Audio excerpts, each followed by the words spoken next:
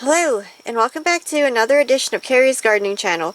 So today is October 17th, 2020, and I'm here with my Alpine Alexandria strawberries. That's what's in this basket here.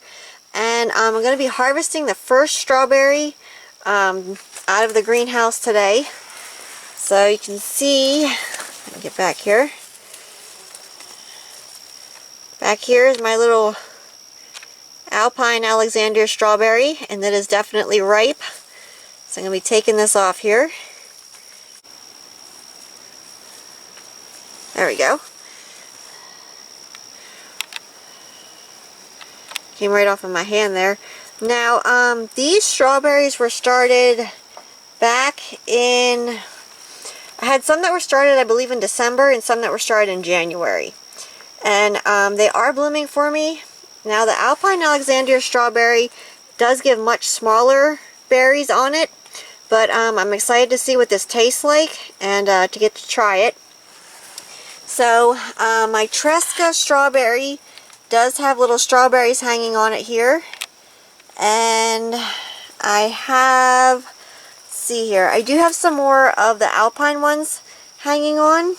And I don't see any yet on this Tresca plant, this Tresca basket here.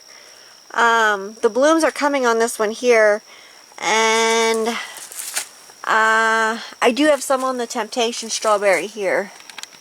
There's some on the Temptation strawberry there. So I'm excited to see what these taste like here, but when I seen this here was ripe, I thought I got to get my camera and I got to show you here. So I'm going to taste this and see what I think of it here. This one here has the blooms, no fruit yet, but it has the blooms on it, so I'm just waiting for them to get pollinated. Now, I did just plug in the Shanksite LED grow light that I have out in my greenhouse, and I set the timer up for it. Now, we do have a foil covering over the top of it with an airspace so that the light doesn't overheat, but to also protect the light from any of the moisture that would be in the greenhouse. So that's going to be coming on, and it's going to be giving extra light. Now, these here are ever-bearing strawberries, and that's the only type of strawberry that I chose to grow from seed, was the ever-bearing ones, so that they would keep giving. So with the light on, that's going to help them.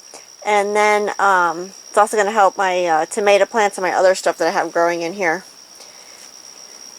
So I have a link down in the description for the light that I use. Now, if you choose to use that light, I will tell you, wear sunglasses when you're working around it, because it's very bright. And they tell you even on the light to wear sunglasses, and I definitely recommend it.